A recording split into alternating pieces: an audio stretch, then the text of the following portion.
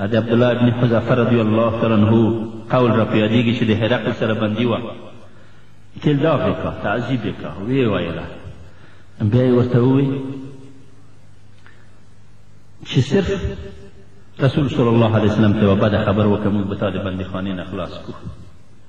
هغې ورته وی سبحان الله څلورې په دې اور کې سېزل او په دې توره راته حلالېدل اسانه دي نه دا چې یوه خبر پیغمبر صلی الله علیه وسلم په شان کې وکړه دا ورته ویل چې ته ډېره اسانه خبره وکړه دومره ووایه چې دا زما په ځای باندې محمد بندي وای دا بهتره ده موږ به دې خلاص کړو سبحان الله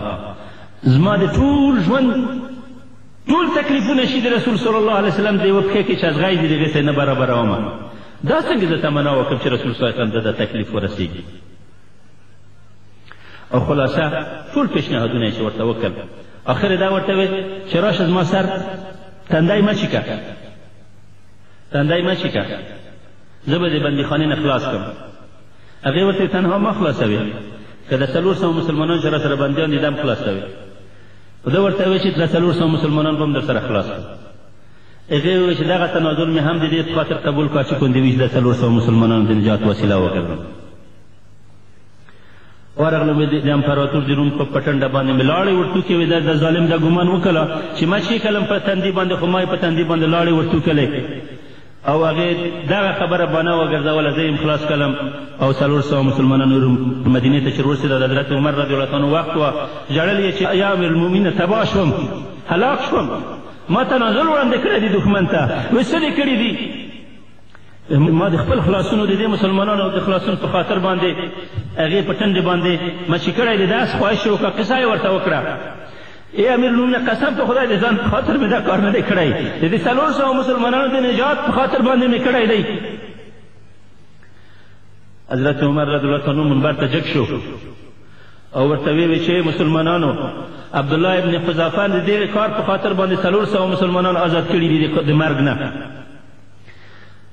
زه نن د ده تندی مچې کوم او په تاسو ټولو باندې حق دی چې د عبدالله ابن حذافه رضی الله تعالی تندی مچې کوي تر څو چې ده په زړه کې چې کوم احساس د کمترۍ پیدا شوی دی دغه احساس ورک شي د ده زړه نه هغه مسلمانانو چې دا احساس نه کوله دومره یې هم نه منله چې کافر ته دغه ووایي دغه کوم خلک چې نن د اسلام دعوه کوي په سر پټکۍ په مخ ګیرې لري او د کفر او د بشت په مزدورۍ کې د اسلام نه دومره تنازلات کوي د صحابهو دغه کیسې چیرته دي چې دغه کیسې دی په یاد د کفر په لښکر کې ولاړ د اسلام په خلاف جنګ کوي ته دې نه بندیخانه ورته ښه نه وه ته د ژوند ته دې نه بندیخانه ښه نه وه ورته زولنو کې ناست وي غیر مکلف خو به وي ګران ورونو نو زه دا وایم چې ژوند د څه دپاره که ژوند د اسلام په لار کې نه وي که ژوند د دین او د هدف په لار کې نه وي ژوند د څه دپاره سلوارې ته د ژوند نه مرګ ښه دی رسول صلی الله علیه وسلم وایي چې لا تشرکن بالله وان حرقت او غضبت الله سره شریک مه راوړه ولو که ته ووژل شي او وسېدل شي په اور باندې نن خلک نه تنها چې د اور د سېځلو د ډار نه او د وژلو د ډار خطره یې نشته د ډالرو د ګټلو په خاطر باندې د الله سره شریک وي د الله دین ته تحریفوي د الله د دین دښمني کوي